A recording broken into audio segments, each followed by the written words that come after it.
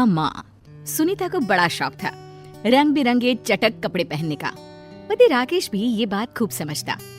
सुनीता देखो तो, मैंने कैसी ब्राइट रेड कलर की साड़ी खरीदी है तुम्हारे लिए। ऐसे ही कपड़े पसंद है ना तुम्हें? यस बिल्कुल। मैं बस ये चाहती हूँ कोई मुझे देखे तो कहे, यार कितनी रंगीली और चटकीली लग रही है। सुनीता की मासूमियत भरी बात सुनकर राकेश भी हंस देता है। तभी वहाँ उनकी बेटी पीहू आ जाती है। माँ मुझे भी दिला दो ना इस रंग की फ्रॉक। जरूर बेटा, लेकिन पहले मम्मी की तो अलमारी भर जाए, तब जाकर मेरे और आपके कपड़े आ पाएंगे। नहीं बेटा, कल मैं आपको लेकर चलूंगी मार्केट। वैसे भी राकेश, दिवाली आ रही है ना, और मुझे घर सजाना है। हाँ मैडम, मैं आपकी शौक जानता हूँ। पूजा में तुम्हारा कितना मन लगता है। सच में सुनीता, तुम्हारे शौक पूरे होते रहे, मैं तो बस इसीलिए कमाता हूँ। कुछ दिनों बाद सुनीता राकेश को कहती है, सुनो ना, कल से मैंने सुंदरकांड का पाठ रखा है, हो सके तो छुट्टी ले लो ना ऑफिस से। मुमकिन नहीं है सुनीता, सबके इंक्रीमेंट का टाइम है। अब मैं हाफ डे ले लूंगा कुछ दिनों के लिए। सुनीता के घर आए दिन कोई ना कोई पूजा पाठ चलती ही रहती। फिर एक दिन पड़ोसन कहती है, अरे राकेश भैया, सुनीता कहाँ है? मेरी बेटी का संगीत है, उसे बुलाया था, अभी तक नहीं आई। उसके बिना तो मोहल्ले का हर फंक्शन अधूरा है। अरे भाभी, आप तो जानती हैं, जरा सा कोई काम हो तो मेरी सुनीता कितने श्रृंगार करती है। यहाँ तो बेटी का संगीत है। अरे देखिए, पार्लर तो नहीं निकल गई ना। दोनों हंसने लगते हैं कि वहाँ सुनीता आ जाती है।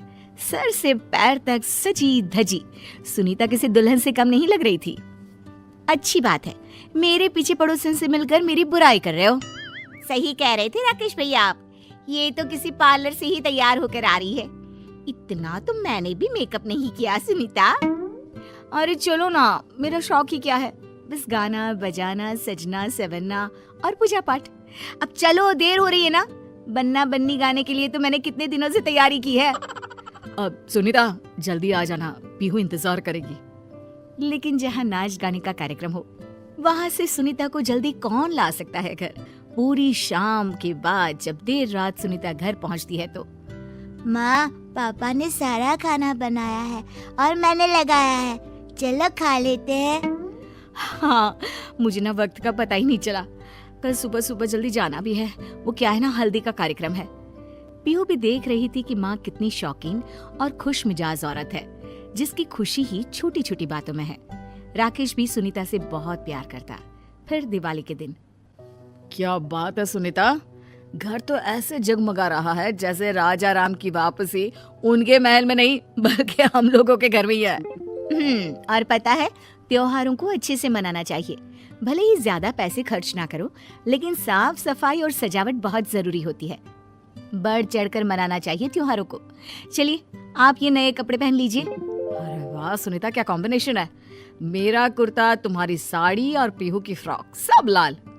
यस, लाल रंग शुभ और खुशी की निशानी है, इसीलिए तो ये मेरा फेवरेट रंग है। सब कुछ ठीक चल रहा था, लेकिन कहते हैं ना, अनहोनी कब आ जाए पता ही नहीं चलता। राकेश अचानक से किसी बीमारी का शिकार होता है और उसकी मृत्यु हो जाती है 1 महीने बाद। माँ कुछ तो खा लो, पापा के जाने के बाद से आपने कुछ भी ठीक से नहीं खाया। पीहू बेटा, मेरी तो सारी खुशी ही पापा से थी। वो नहीं रहे तो मैं भी जी कर क्या करूंगी। तभी सुनीता की माँ कहती है, कैसी बात कर रही है बेटी, तेरे भी पिता का समय से पहले ही स्वर्गवास हो गया था। मैं भी यही सोचती तो तुम लोगों को कैसे पालती। पीहू के लिए ही सही, पर बेटा तुझे जीना है। सुनीता को माँ की बात ठीक लगती है। धीरे धीरे वो खुद को संभालती है। एक रोज सुनीता बाजार से सामान लेकर घर के पास ही थी कि मेरी बेटी की शादी का संगीत है।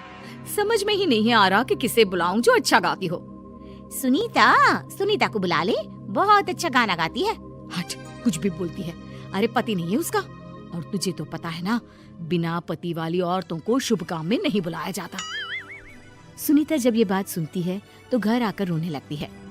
क्या हो गया माँ, कोई बात है क्या? सुनीता बेटी के सामने खुद को संभालती है। नहीं बेटा, वो क्या है ना, अचानक पापा की याद आ गई। सुनीता धीरे धीरे खुद को घर के काम और पीहू की पढ़ाई में बिजी कर लेती है। एक रोज, अरे सुनीता, तेरे भाई की शादी है। लड़की इसी शहर की है। हम लोगों ने एक गेस्ट हाउस बुक किया है। अरे माँ, क्या जरूरत है, ये घर इतना बड़ा तो है। बेटा, मुझे तो कोई समस्या नहीं है, पर होने वाली बहू के घर वालों का कहना है कि बेटी विधवा है तो। तभी वहाँ पीहू आ जाती है। वो समझ जाती है कि मामला क्या है। नानी, क्या खाएंगी आप? और कुछ दिन तो रुकेंगी ना हम लोगों के साथ? माँ चलो ना, देखो तुम्हारा फेवरेट सीरियल शुरू हो गया है। मन मार कर सुनीता भाई की शादी के फंक्शन में जाती है, जहाँ पर पंडित आइन कहती है, अरे नहीं नहीं सुनीता बिटिया, तुम भाई को हल्दी नहीं लगा सकती हो, विधवा हो ना। थोड़ी देर बाद, बेटा सुनीता, वहाँ नाच गाना चल रहा है, तू क्या करेगी वहाँ? यहाँ आकर बैठ हम सभी बुढ़ियाओं के पास। पर माँ, मेरे भाई की शादी है। अरे लेकिन तू क्या कर सकती है बेटा, ऊपर वाले ने तो तेरे जीवन से सारी खुशियाँ ही छीन ली है। सुनीता को बहुत रोना आता है। वो जोर जोर से रोने लगती है कि सुनीता का भाई कहता है, अरे दीदी, खुशी के माहौल में मनहूसियत मत फैलाओ ना। सुनीता घर आ जाती है। वो अपनी अलमारी खोलकर देखती है तो सारी साड़ियाँ लाल और चटक रंगों की होती हैं। वो सभी को पैक करके बंद कर देती है। पीहू माँ के हर गम को समझती है और फिर वो दिन भी आ जाता है जब पीहू की शादी तय होती है। अरे कौन करेगा पीहू की शादी के सारे रस्म और रिवाज? मैं करूँगी, मेरी भांजी है वो। या फिर पीहू की बुआ कर ले। लेकिन तभी पीहू बोल पड़ती है, मैं शादी तभी करूंगी जब मेरी माँ शादी के सारे रस्म खुद अपने हाथ से करेंगी। लाल रंग की वो वाली साड़ी पहनेंगी जो पापा लाए थे, याद है ना माँ? सुनीता की आंख भर आती है। तभी पीहू माँ को ढोलक ला कर देती है। माँ, जरा गा तो वो बन्ना बन्नी वाला गाना, जिससे पूरे मोहल्ले में रौनक लग जाया करती थी।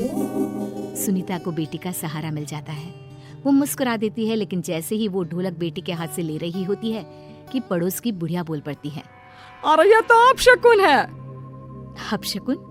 मेरी बेटी की शादी है। माँ से बड़ा शगुन बेटी के लिए कुछ नहीं होता। और हाँ, ये नहीं है तो क्या हुआ, इनका प्यार और नाम आज भी मेरे साथ है। समाज को बदलना ही होगा। फिर क्या, पीहू की शादी का सारा काम सुनीता बढ़ चढ़कर पूरा करती है और विधवा माँ के हाथ से ही पीहू की विदाई भी होती है।